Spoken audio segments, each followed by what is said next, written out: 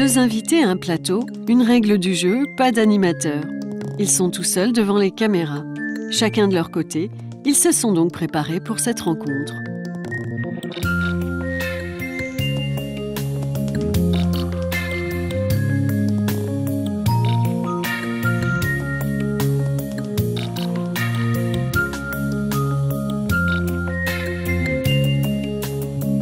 On commence par vous. Qui êtes-vous? Alors, je suis Jean-Marc Bonnet-Bidot, astrophysicien au commissariat à l'énergie atomique. Et je travaille notamment sur la recherche des objets hyperdenses de l'univers. On pourrait dire plus généralement sur la fin de la vie des étoiles. Et à votre avis, pourquoi est-ce vous qui êtes là aujourd'hui? Parce que je me suis intéressé à la cosmologie depuis plusieurs années et que ça m'a permis de rencontrer des grands noms de la cosmologie moderne. Et je pense qu'aujourd'hui, il est important d'avoir un regard critique sur ce que nous comprenons de l'univers. Et c'est pour ça, j'imagine, que je suis dans ce débat. Même question, présentez-vous. Donc, je suis François-Xavier Désert, je suis astronome au laboratoire d'astrophysique de Grenoble et je travaille principalement sur l'étude des poussières interstellaires et du rayonnement fossile. Et pourquoi vous pour ce débat? Alors, j'en ai une petite idée. Je travaille actuellement sur l'analyse des données du satellite Planck et ce satellite est dédié à la mesure du rayonnement fossile à 3K et c'est une des preuves majeures de l'existence du Big Bang et je pense que c'est pour ça que vous m'avez invité. Dernière précision, comme point de repère, vous avez vos montres et une lumière rouge qui s'allumera si on a besoin. Si on est perdu, par exemple. Je crois que notre débat, effectivement, il tient déjà dans la question qu'on se pose, c'est-à-dire aujourd'hui, faut-il encore croire au Big Bang? Moi, à mon avis, déjà, il y a tous les éléments. Il y a le Big Bang, donc effectivement, c'est la théorie, enfin, on va dire le scénario actuel de la science moderne pour décrire l'évolution de l'univers. Il y a le mot croire, qui est intéressant parce que normalement, ce n'est pas un mot scientifique. Hein. Les scientifiques ne doivent pas croire, ils doivent même douter. Mais là, dans le cas du Big Bang, pour moi, je pense qu'il y a un consensus, que c'est une théorie quasiment établie. Donc là, on pourra discuter. Et puis il y a le mot encore, et là-dessus, c'est très intéressant parce que je pense que le débat est très actuel. On va dire qu'il y a une dizaine d'années, effectivement, on a vu apparaître des difficultés dans ce qu'on appelle ce scénario du Big Bang. Et donc finalement, pour moi, et peut-être vous n'en serez pas d'accord, mais je pense que c'est une remise en cause du scénario du Big Bang dont on devrait être les spectateurs à l'heure actuelle et pas un consensus.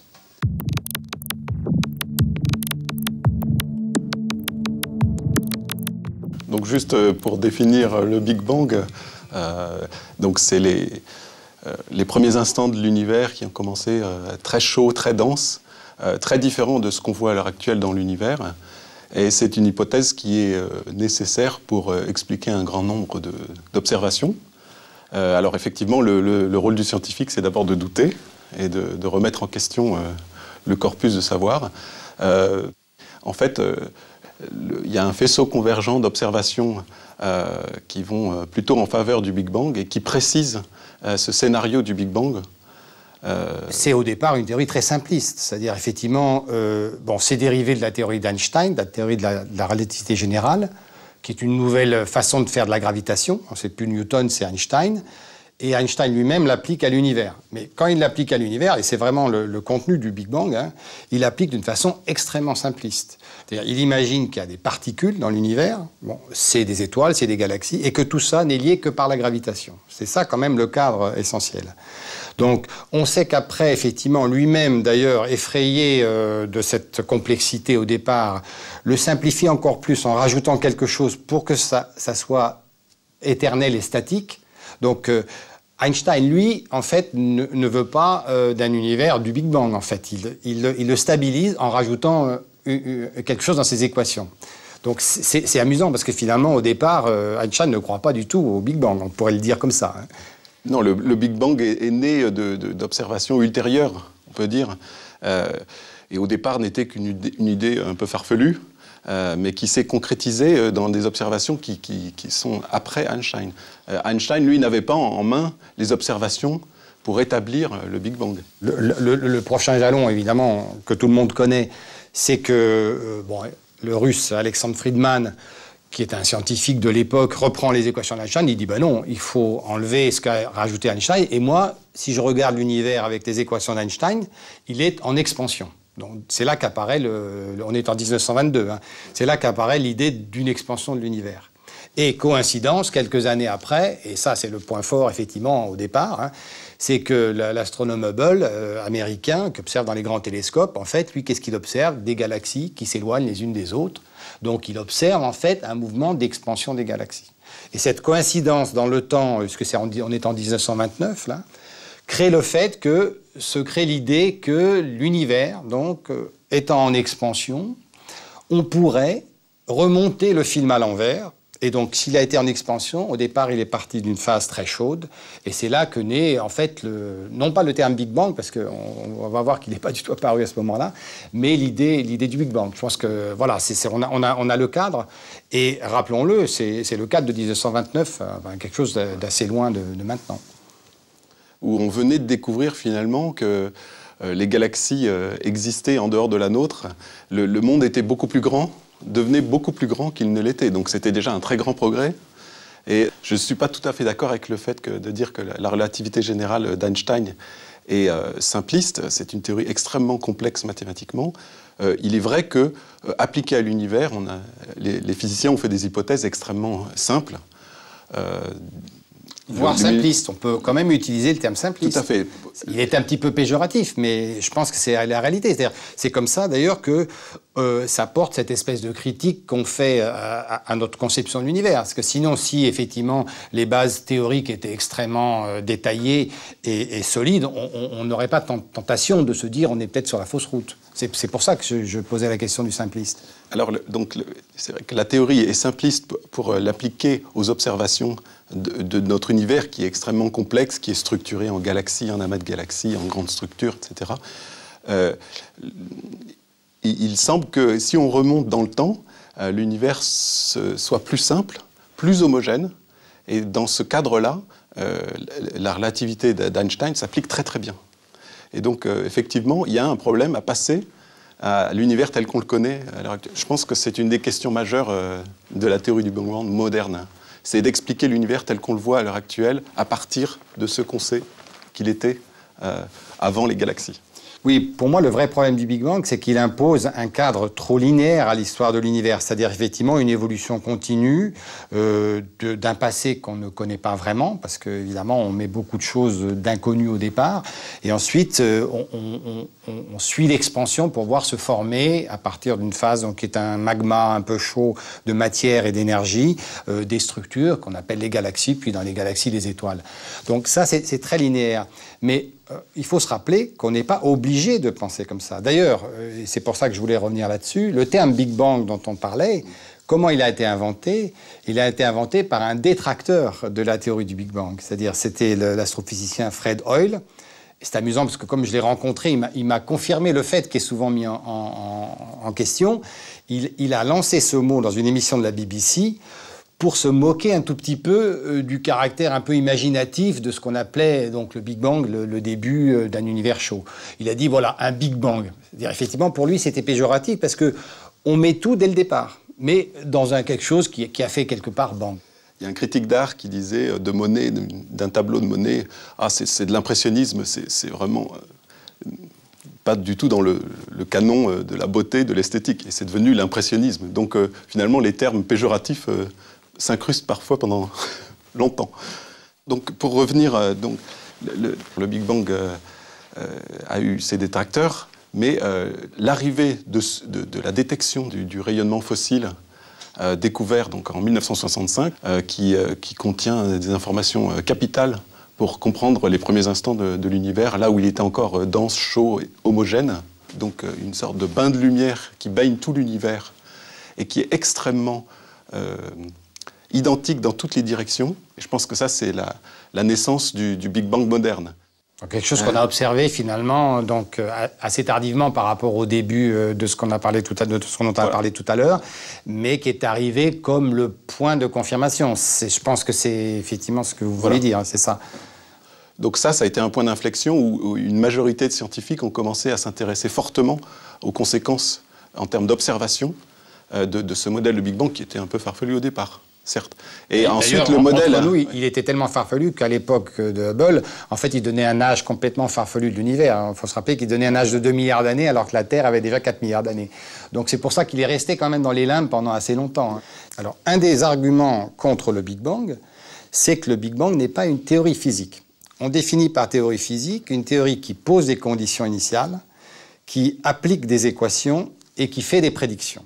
C'est le cas de la relativité d'Einstein, puisqu'Einstein a dit « je prends les équations de Newton, je les modifie pour tenir compte de la vitesse limite de la lumière et je réécris une gravitation ». Et qu'est-ce que je fais après? Je fais des prédictions. Je dis, si ma théorie est juste, alors je devrais avoir quoi? La déviation de la lumière près du Soleil, les anomalies du périhélie de Mercure, voilà, des choses qui ont été vérifiées par la suite. Ça, c'est une théorie physique. La grosse critique du Big Bang, je pense, c'est que ce n'est pas une théorie, c'est juste un scénario. C'est comme un film monté à l'envers. C'est-à-dire qu'on observe quelque chose aujourd'hui, on dit, bon, bah, un petit peu avant, c'était un peu comme ça, on essaie d'observer, et puis après, il y a un grand blanc, on dit, auparavant, très longtemps, on a une lumière qui nous dit que c'était peut-être chaud, mais jamais il n'est spécifié les conditions initiales. D'où vient l'énergie? Pourquoi l'expansion? Jamais ça n'est expliqué. Donc, pour moi, ce n'est pas une théorie physique. Je suis d'accord avec ça. C'est un scénario qui se précise d'année en année. Mais de même, on peut s'interroger même sur la mécanique quantique, si c'est une théorie physique complète, aboutie, si elle n'a pas des principes sous-jacents qui n'ont pas encore été découverts. De même, la physique des particules, avec son échelle de masse pour les particules, est complètement phénoménologique d'une certaine façon. Et donc, je pense qu'il faut renoncer pour l'instant à la théorie finale et puis avancer, raffiner les modèles, les scénarios. Et puis peut-être un jour, on va trouver le lien qui se fait entre ces scénarios ou des explications plus fondamentales. Mais pour l'instant, on avance en faisant des observations qui essayent d'invalider les modèles en cours, etc. Donc c'est un jeu, mais qui n'est pas abouti. Je suis d'accord avec ça.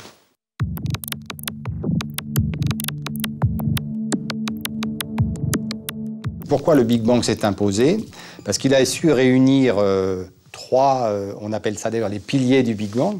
On va se situer là, on est plutôt dans les années 70-80. Hein. Donc on pense que le Big Bang va vers une solution décente de la description de l'univers, parce qu'il répond à trois critères.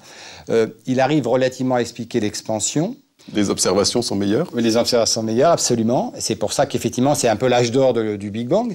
Ensuite, il y a l'histoire, bon, on ne va pas revenir en détail, mais des éléments légers qui sont formés, des atomes qui sont formés très tôt dans l'univers, qui ont nécessité qu'il y ait une phase chaude pour se former. On pense qu'effectivement, on a détecté et mesuré les abondances de ces éléments et qui correspondent aussi aux prédictions. Et puis, comme vous le disiez, effectivement, il y a ce fameux rayonnement de fond, ou dit rayonnement fossile, qui est à une température très basse, mais qui, dans nos calculs, finalement, on l'imagine, il y a 13 milliards d'années, comme une température très élevée, qui était le témoin de cette phase chaude. Alors, qu'est-ce qui s'est passé après cette phase un peu qu'on peut considérer comme l'âge d'or? C'est que les choses se sont compliquées. Depuis une vingtaine d'années, on va dire, on a rajouté des ingrédients qui n'étaient pas dans le scénario du Big Bang.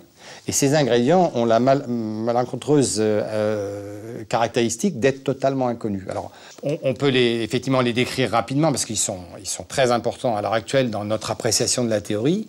C'est ce que nous appelons la matière noire, c'est-à-dire qu'il existe, pour que le Big Bang fonctionne à l'heure actuelle, il faut qu'il existe une quantité de matière qui n'est pas la matière ordinaire des atomes dont nous sommes faits, mais qui est répartie dans l'univers. Qui n'interagit avec rien. Qui n'interagit qu'avec rien. Sinon, avec la gravitation. Qui est nécessaire, effectivement. Sinon, les galaxies ne pourraient pas se former, puisque le Big Bang est trop en expansion, on pourrait dire. Et puis, un deuxième élément, et celui-là est plus récent, puisqu'il date de 1998, on s'est aperçu que l'expansion ne suivait pas la loi du Big Bang d'antan, si on pourrait se dire. Elle s'accélère, et du coup, on en a conclu, dans nos calculs, on pourrait le dire, qu'il fallait aussi introduire ce qu'on appelle aujourd'hui l'énergie noire, on va dire énergie sombre, énergie noire, qui est pour le coup 70% du contenu de l'univers en énergie, et dont nous n'avons aucune conscience de ce qu'elle peut être. Alors, pour moi, voilà le problème que j'aimerais le poser. Aujourd'hui, le Big Bang, tel que nous le décrivons, est une théorie de l'inexistant. C'est-à-dire que si on ajoute la matière noire et l'énergie noire, c'est 95% du contenu de l'univers. Donc nous faisons aujourd'hui un modèle d'univers en connaissant que 5% de son contenu. Moi, je me demande comment on peut faire. c'est exact. Donc je suis d'accord avec ça. On trouve que l'univers à l'heure actuelle est composé d'une matière noire et d'une énergie noire d'origine inconnue. Alors, donc d'une part, cette énergie noire n'a aucune influence sur l'univers primordial. Cette énergie noire, finalement, n'apparaît que dans les derniers milliards d'années. Elle est inconséquente pour ce qui concerne le Big Bang lui-même, la phase chaude. Et la matière noire, d'autre part, il y a quand même de nombreux physiciens de par le monde qui cherchent à la détecter directement dans les grands tunnels, à Modane par exemple, où on a des grandes cuves refroidies qui cherchent à éventuellement mesurer une ou deux interactions de temps en temps de ces particules avec la matière ordinaire. Bien sûr, mais moi je voudrais juste donner un exemple, parce que ça peut effectivement faire imaginer ce que c'est. Cette histoire de 95% d'inconnus, c'est terrible pour un modèle d'univers. Moi je me suis imaginons qu'un écrivain qui veut écrire un roman du style de Victor Hugo et qui utiliserait 50 mots de la langue française au lieu des 5000 mots qu'il a à sa disposition. C'est à peu près ça, hein. C'est ça qu'on fait. Donc voilà, est-ce que c'est de la physique encore ? Alors oui, parce que à nouveau la physique fait souvent l'hypothèse de tout se passe comme si. Par exemple, on a fait l'hypothèse de particules qui expliqueraient un manque d'énergie dans certaines réactions nucléaires, et ces particules ont finalement été détectées. Oui, bien sûr, mais je suis d'accord qu'effectivement la physique et la science procèdent par hypothèse. Le problème, c'est qu'on en empile un peu trop, hein. Effectivement, c'est-à-dire qu'on a été rassuré quand on a trouvé la particule. Si on ne l'avait pas trouvée, il aurait bien fallu abandonner l'idée que cette particule existe.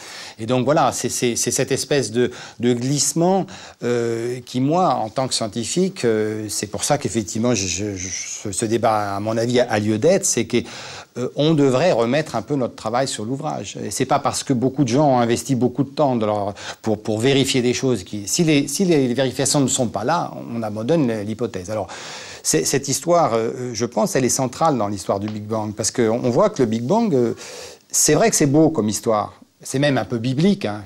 C'est-à-dire qu'il y a une création quelque part, après ça évolue, puis ça donne tout ce qu'on est, etc.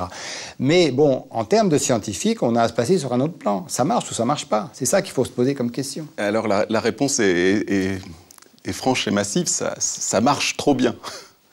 Et nos observations nous donnent, donc en particulier sur le rayonnement fossile, donc il y a eu 3 types de satellites, donc COBE, puis WMAP et maintenant Planck, et les observations montrent toutes un univers extrêmement homogène à l'époque, donc à l'époque du Big Bang, c'est-à-dire à l'époque de cette photo prise par ces satellites, cette photo qui date de 400 000 ans après le Big Bang.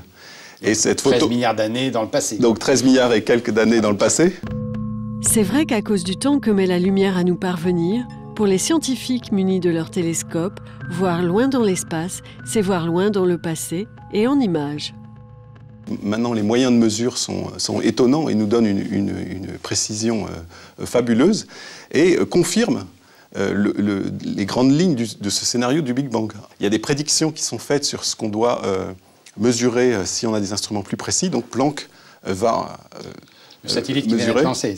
Donc, bon, évidemment, vous êtes sans doute un des très grands spécialistes, puisque effectivement, vous travaillez sur les données donc, qui arrivent en ce moment du satellite Planck, qui va mesurer cette lumière de fond, cette lumière fossile de l'univers. Moi, mon problème, c'est quand même, qu'est-ce qui nous prouve que c'est la lumière fossile de l'univers? D'une certaine façon, il faudrait qu'on puisse lui mettre un tampon de son âge, puisque c'est ça qui nous montrerait qu'il est très loin dans le passé. Et est-ce qu'on a un moyen de le faire? Alors, on a quand même des indications qu'il est extrêmement loin de nous et de notre galaxie. Sinon, il aurait ce qu'on appelle une répartition dans le ciel qui reflèterait la répartition dans notre galaxie qui est plate, comme celle d'un disque. Et donc, ce rayonnement, forcément, il est suffisamment loin. Il est suffisamment loin. Et on sait aussi qu'il interagit avec les amas de galaxies par des effets secondaires et qu'on a mesurés maintenant sur des centaines d'amas. Et donc, le rayonnement fossile provient donc déjà de plusieurs milliards d'années. Après, on est obligé de faire un saut pour remonter à 13 milliards d'années, ça c'est clair. Oui, c'est ça. En fait, moi, ce que je voulais souligner, parce qu'à mon sens, dans la science, on attend des preuves définitives. On n'a pas encore vraiment la preuve définitive que ce rayonnement de fond est dû à cette phase antérieure primordiale de l'univers. Et on ne l'a pas, et d'ailleurs des gens justement comme Fred Hoyle, l'astrophysicien anglais dont on parlait par ailleurs, qui faisait une théorie concurrente, a bien souligné qu'on pouvait produire ce rayonnement d'autres manières dans l'univers. Par exemple avec la radiation des étoiles, hein, simplement. Il fallait un média, on ne va pas rentrer dans le détail, mais il y a d'autres explications possibles de ce rayonnement à l'heure actuelle. Mais elles sont toutes beaucoup plus compliquées à mettre en œuvre qu'un simple rayonnement thermique. Et d'ailleurs, le satellite Kobe a montré que c'était un rayonnement de corps noir tel qu'on l'attendait. Donc c'était une prédiction d'une certaine façon. Et alors, ce qu'il faut savoir, c'est que la température exacte varie un tout petit peu, de quelques 100 millièmes d'un endroit à un autre dans le ciel. Et le pattern de variation au travers du ciel est celui attendu dans les scénarios les plus simples du Big Bang. Il me semble qu'on interprète ces petites variations dans la lumière de fond, hein, c'est des petites variations de température très faibles, comme vous venez de le dire. On les interprète a posteriori comme la trace d'inhomogénéité donc dans l'univers de départ quand même, mais dont on n'avait pas fait la prédiction strictement. C'est-à-dire qu'on le reconstruit, ça. C'est pas une prédiction. La preuve, je pense, c'est que le satellite va peut-être trouver des détails qu'on n'a pas encore trouvés et on remodifiera la conception qu'on avait de l'univers du début pour que ça colle avec ces données. Donc en fait, la démonstration, elle n'est pas vraiment claire. Hein. Alors c'est vrai qu'il y a une certaine plasticité du modèle du Big Bang. Je pense que ce qu'on appelle le Big Bang, c'est un scénario qui s'est affiné effectivement au fur et à mesure. Et le scénario le plus en vogue, c'est ce qu'on appelle les modèles dits inflationnaires. Donc le message premier de l'inflation, c'est le fait que notre univers est un et qu'il est né d'une seule cellule qui s'est étendue par une expansion exponentielle et qui a donné tout l'univers tel qu'on le connaît. Et l'autre message, c'est qu'il a donné aussi des petites fluctuations qui, si elles n'avaient pas été là, nous ne serions pas là pour en débattre. Et donc ces petites fluctuations sont, à la source, sont des petites graines qui se sont ensuite amplifiées par effondrement gravitationnel et qui ont donné les grandes structures et puis les galaxies. Et donc l'inflation, finalement, avec une économie de moyens étonnante, nous présente un univers tel qu'on le voit à grande échelle. Et ensuite, l'inflation fait plusieurs prédictions qui ont été confirmées pour l'instant. C'est le fait que la géométrie de l'univers est de type euclidienne, c'est-à-dire plate, que la somme des angles d'un triangle fait 180 degrés, et ça, on l'a mesuré. On aurait pu trouver un autre paramètre, et il se trouve qu'on trouve exactement que la courbure de l'univers est nulle. Donc l'univers est euclidien. Donc c'est étonnant, la force prédictive de l'inflation, et c'est pour ça que de nombreux astronomes adoptent ce modèle. On va parler de ça. Donc l'inflation, c'est donc cette phase avant que la lumière apparaisse, etc., dans la phase très dense de l'univers. Et c'est une phase où l'expansion n'a rien à voir avec l'expansion qu'on observe à l'heure actuelle, une expansion qui a été faite extrêmement rapidement. On a multiplié l'univers par un facteur donc inimaginable. C'est ce qui permet de le rendre homogène, en fait. Bon. Moi, je suis d'accord. Le problème, c'est que personne ne sait dire quel est le mécanisme physique qui est à l'œuvre. Alors, voilà, est-ce que c'est une explication, est-ce que c'est pas une explication? C'est ça le problème.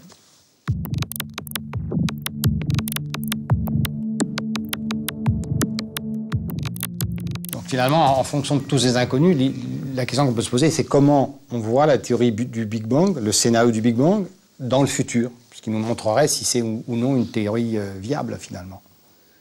Alors, il va être testé par d'autres méthodes d'observation. Il y a des observations autres que celles du rayonnement fossile qui concernent le lentillage cosmique, donc la déviation des rayons lumineux par la matière se trouvant sur la trajectoire de la lumière vers nous. Et donc cette déviation des rayons lumineux nous donne une idée de la répartition de la matière, quelle qu'elle soit, même si elle est non lumineuse. Elle nous permet de remonter à la répartition de la matière à grande échelle dans l'univers. Effectivement, là vous avez raison. D'ailleurs, on pourrait le signaler, la cosmologie, bien qu'elle se prétende de précision, il y a énormément de champs d'inconnus aussi dans notre exploration de l'univers qui nous entoure. C'est-à-dire on sait particulièrement qu'il nous manque une tranche d'univers. On a exploré assez bien un univers relativement local et on sait que quand on observe dans la distance, on remonte aussi un peu le temps. Mais il nous manque là où notamment se sont formées les galaxies, se sont formées ces structures dont on parle tout le temps. Et donc ça c'est effectivement une tranche d'univers sur lesquelles les observations vont nous apprendre beaucoup de choses. sur lequel ce scénario du Big Bang va pouvoir se tester un petit peu. Mais ça ne nous dit pas vraiment s'il va trouver ses confirmations. Je ne sais pas ce que vous en pensez. Oui, donc le rayonnement fossile, c'est un peu la première photo qu'on puisse avoir dans l'univers, la photo la plus ancienne. Et puis, avec les grands télescopes au sol ou dans l'espace, avec le Hubble, on a pu mesurer des galaxies de plus en plus distantes, et donc qui nous permettent de remonter le temps. Mais il y a une grande période sombre où les premières structures se sont formées. Elles étaient sans doute peu lumineuses. Et donc, on a une vague indication de leur existence, mais on ne sait pas du tout comment ça s'est passé en détail. Donc, je pense que le scénario du Big Bang va s'étoffer par des mesures plus précises, avec des télescopes plus puissants, dans cette période d'âge sombre où tout démarre en quelque sorte. La structuration va vraiment démarrer. Moi, le problème, et c'est aussi le encore, faut-il croire encore au Big Bang, c'est que pendant ce temps-là, il y a eu quand même des tentatives de faire une description de l'univers dans d'autres théories, dans d'autres scénarios. Et là où certains scientifiques réagissent, c'est que, comme moi, c'est qu'en fait, on en parle moins, on n'en parle pratiquement pas. Il y a des scénarios qui disent, la gravitation n'est pas la seule force dans la nature, on peut imaginer que l'univers est dominé par des forces dites de plasma, des forces électriques. Puis il y en a bien d'autres, finalement. Et pourquoi, en fait, la question qu'on peut se poser, dans notre communauté, ces scénarios, ces idées sont si peu débattus? Alors, dans notre communauté, ces scénarios sont débattus dans la mesure où ils restent en connexion avec les observations. Donc il y a eu tellement d'observations dans les 20 dernières années que ces scénarios n'ont plus le vent en poupe. C'est un peu comme au XIXe siècle, lors de Darwin. Sans l'évolution, on ne comprend pas tout un faisceau d'observations qui ont été obtenues au XIXe siècle sur les fossiles, la présence de fossiles dans des couches, dans des strates différentes. Et donc tout ce faisceau d'observations n'a plus de sens sans Darwin. Donc on peut abandonner ce scénario, mais toutes les observations perdent leur sens totalement. Alors que, pour l'instant, il y a un faisceau d'observations indépendantes qui convergent vers ce scénario. Et donc, finalement, il y a une sorte de darwinisme des modèles. Le modèle qui a survécu est peut-être pas très agréable à contempler, puisque les ingrédients sont baroques, mais ils permettent d'expliquer, avec finalement un nombre très réduit de paramètres, un nombre d'observations qui croît tous les jours de façon faramineuse. Moi, je suis absolument pas d'accord là-dessus, effectivement. Et je pense que ça, on atteint aussi le problème de la sociologie un peu de la science. C'est-à-dire qu'on sait très bien, on a vécu dans les périodes historiques passées des idées fausses qui ont perduré longtemps parce que, finalement, trop grand consensus nuit. Et moi, je crois que le Big Bang aujourd'hui, si je veux être un peu provocateur, c'est un frein à notre compréhension de l'univers, parce qu'il a mis trop de contraintes. Et je citerai quand même, et je parlais de la sociologie de la science, moi ça m'a intéressé de voir des scientifiques faire passer dans New Scientist, qui est une revue de grand public anglo-saxonne, une lettre ouverte en demandant à ce que la communauté de la cosmologie laisse plus de place aux travaux des théories concurrentes au Big Bang. Et pourquoi ils avaient besoin de le faire? C'est parce que les financements et les critères de financement étaient déterminés que par des gens qui pensaient que cette théorie était définitivement acquise. Et je crois qu'à ce niveau-là, on peut placer aussi le niveau du débat là-dessus. C'est très préoccupant qu'effectivement des gens aient à se plaindre, et la lettre ouverte a été signée par plus de 500 scientifiques relativement connus, se plaindre du fait que finalement on tourne en rond. Et donc voilà, moi je pense que de mon point de vue en tout cas, on ne devrait pas recevoir ce scénario du Big Bang de la façon dont il est reçu, c'est-à-dire comme quasiment établi, juste avec des petites choses à vérifier. Il serait plus utile pour la science que ça soit conçu comme un élément du débat parmi tant d'autres. Alors, je suis d'accord sur cette conclusion que il n'y a pas. Enfin, c'est pas parce qu'un modèle arrive en force avec des arguments très forts qu'il ne faut pas considérer des alternatives, etc. Je pense qu'il y a suffisamment de théoriciens au courant dans notre communauté pour montrer du doigt tout ce qui ne va pas marcher ou tout ce qui ne pourrait ne pas marcher dans cette théorie. Et donc, ils se sont empressés. Il y a eu des débats internes, c'est vrai, qui n'ont pas rejailli dans les médias, pour évaluer les mérites des modèles concurrents. C'est peut-être cette discussion en interne qui doit se faire plus publique, de façon à ce qu'on montre la science comme quelque chose qui évolue, qui est en marche, et plutôt que quelque chose comme figé. Donc si c'est figé, effectivement, on s'en va. En tant que scientifique, il n'y a plus rien à faire dans ce secteur, on va faire autre chose. C'est déjà fini, merci. La semaine prochaine, on se retrouve avec le même plateau, un nouveau débat et de nouveaux invités.